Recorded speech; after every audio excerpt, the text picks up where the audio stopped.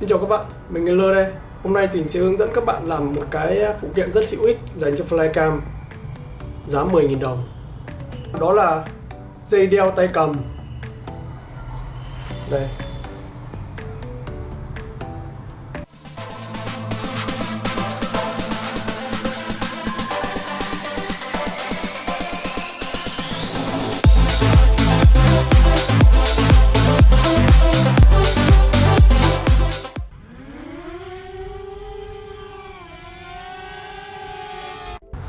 Nhưng trước tiên thì mình muốn nói đến hai cái bất cập khi không có dây đeo tay cầm flycam nhé.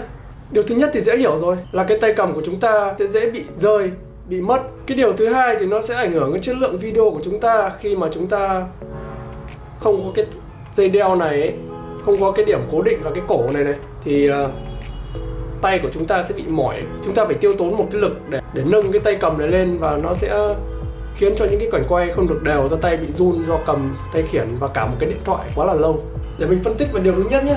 Ví dụ như bạn đang đứng ở vị trí sông nước, hoặc là bạn đang đứng ở một vị trí cao ở trên thuyền chẳng hạn, hoặc đơn giản thôi, bạn đang thực hiện một cái job của bạn là quay đám cưới và bắt buộc bạn phải ngồi trên xe máy, ngồi đằng sau ấy để quay cái xe dâu của cô dâu chú rể. Thì nếu mà không có cái dây đeo này thì chúng ta vẫn có khả năng là bị rơi cái tay cầm, và có thể là bị mất, bị hỏng, hoặc là tất nhiên là bị mất, bị hỏng cả cái điện thoại đi cùng nữa. Tất nhiên chúng ta luôn cầm theo điện thoại mà. Trong cái trường hợp mà nếu mà chúng ta đã set cái điểm home point ấy, cái drone nó vẫn quay về vị trí cũ. Mình đã có một video test về vấn đề này rồi, mình để được link ở trên này nhé. Cái điểm thứ hai thì nó liên quan đến chất lượng video.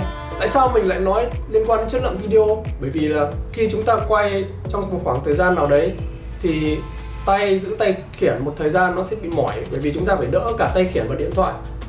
Tay nó sẽ hơi bị mỏi, và lúc ấy thì chúng ta phải phân bổ được tay để giữ cái tay khiển này. Khi chúng ta điều khiển những cái núm này thì nó sẽ hơi bị run. Những cái động tác bình thường ấy, những động tác bình thường chỉ đi lên đi xuống và đi sang trái sang phải, đi thẳng lùi về phía sau ấy, thì không sao cả. Nhưng mà ví dụ những cái động tác cần phải xoay xung quanh vật thể này, hoặc những động tác đòi hỏi nhiều skin, nhiều kỹ thuật hơn, cả cái quét cả gimbal này, thì lúc đấy cái lực giữ của tay nó sẽ làm cho tay nó bị mỏi, và những cái lúc xoay đấy nó sẽ không đều, và chất lượng video nó sẽ không được đều. Nếu các bạn không tin ấy, thì các bạn thử lấy tay khiển và bỏ lên đùi, lấy đùi làm điểm tựa, và hai tay của bạn chỉ điều khiển cái stick này để bay, để quay, và sử dụng các cái phím bấm khác, các cái phím điều khiển khác, và để điều khiển lên đùi là điểm tựa xem. Các bạn sẽ thấy các cái đường bay mình nó nét và nó mượt hơn rất là nhiều so với việc chúng ta phải giữ thêm cái điều khiển và không có điểm tựa. Và đây là một cái trải nghiệm cá nhân của mình khi sử dụng cái dây đeo điều khiển này. Thứ nhất là chúng ta sẽ không lo bị mất. Trong bất kỳ hoàn cảnh nào chúng ta sẽ không lo bị mất, bị rơi, bị hỏng điều khiển và điện thoại. Và thứ hai ấy, thì nó sẽ giúp những cảnh quay đều và mượt hơn, do tay chỉ tập trung để điều khiển những cái phím bấm này, và nó đã có cổ của chúng ta làm điểm tựa để thực hiện quay rồi. Cho nên là chúng ta không phải giữ lâu nữa, tránh hiện tượng mỏi hoặc là run tay. Và bây giờ mình sẽ quay đến cái đoạn mà mình làm cái này như thế nào và tại sao nó lại có giá 10.000 nhé. Bây giờ mình sẽ quay camera ra. Và để làm lên cái dây đeo tay cầm của Mavic và Spark này, đầu tiên chúng ta phải nhắc đến một phụ kiện. Đây chính là cái dây kẹp điện thoại này. Cái này các bạn có thể mua ở bất cứ cửa hàng điện thoại nào nhé. Các bạn mua ở bất cứ cửa hàng điện thoại nào người ta cũng biết cái này. Cái này mình mua ở cửa hàng điện thoại là 3.000 các bạn nhé. Chỉ 3.000 thôi. Chúng ta cần hai cái này. Đầu tiên chúng ta phải chú ý cái sợi dây mảnh mảnh này. Đây là cái sợi dây mà chúng ta sẽ dùng nó để luồn vào tay khiển. Mình sẽ luồn như sau. Mình sẽ luồn qua cái lỗ này, cái lỗ mà chúng ta hay đút dây truyền hình ảnh vào điện thoại ấy. Đó.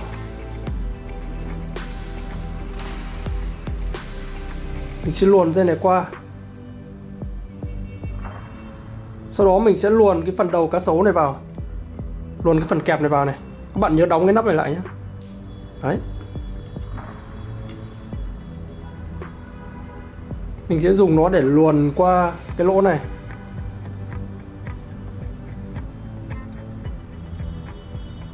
Rất đơn giản đúng không?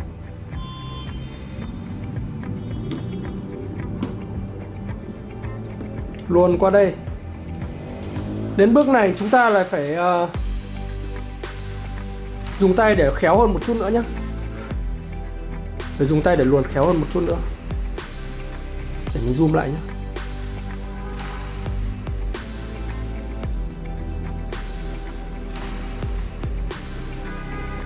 Đấy, chúng ta phải dùng tay để làm như này.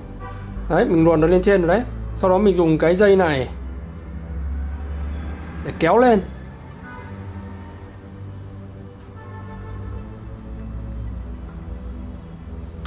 Kéo lên như này và mình đẩy cái phần dây này xuống.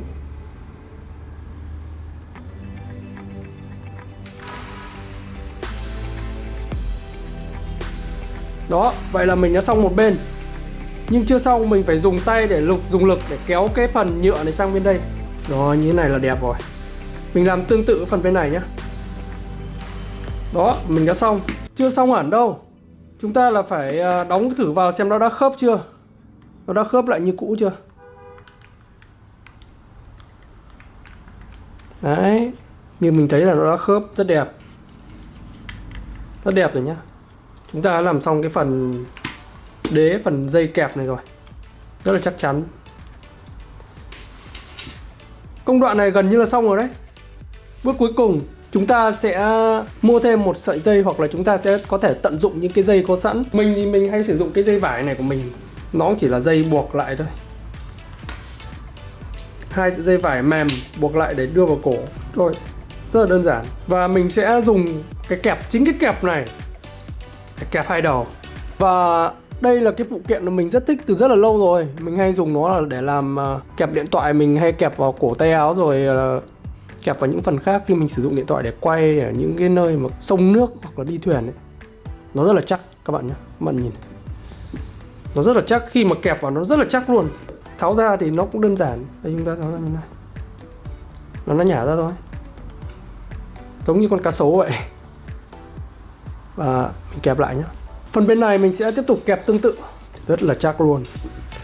Vậy là xong, mình đã có một cái dây đeo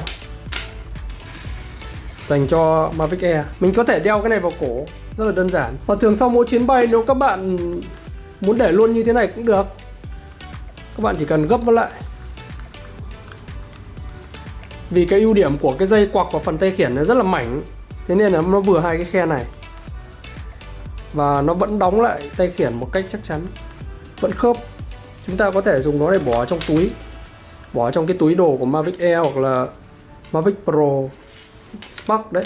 Rất là đơn giản. Còn nếu không muốn loằng ngoằng như thế này, chúng ta có thể bỏ ra. Chúng ta có thể bỏ ra. Hoặc chúng ta có thể thay một cái sợi dây khác đẹp hơn. Dây máy ảnh chẳng hạn. Dây máy ảnh thì chúng ta có thể kẹp vào phần này, hai phần quai này của dây máy ảnh như thế này.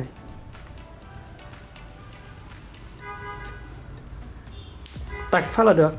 Rất là chắc. Rất là chắc nhé. Đó, chúng ta lại có một sợi dây khác bằng da, sang chảnh hơn. Nhưng mà cái này thì tổng chi phí để làm nên là không phải là 10.000 mà phải khoảng 40-50.000. Thì cái dây này mua ngoài cũng phải 40-50.000 rồi. Dây da đeo cổ máy ảnh ấy. Và ngoài những cái sợi dây này ra thì các bạn có thể dùng cả cái sợi dây đeo cổ tay này nữa, để đeo vào cổ tay nếu các bạn muốn. Đó là chúng ta lại có một cái sợi dây đeo cổ tay như thế này. Cá nhân thì mình vẫn thích là dây đeo cổ hơn, bởi vì là dây đeo cổ tay thì tay chúng ta vẫn phải giữ, và chúng ta vẫn bị cái hiện tượng mỏi. Nó chỉ tránh được cái hiện tượng rơi mất thôi, chứ còn là nó vẫn mỏi vì chúng ta vẫn phải giữ như thế này. Mình vẫn thích cái dây đeo cổ hơn. Các bạn có thích là mình làm những cái video về làm những cái phụ kiện giá rẻ dành cho flycam này không? Các bạn thấy thế nào? Cái phụ kiện này có hữu ích hay không? Hãy để lại một comment bên dưới nhé.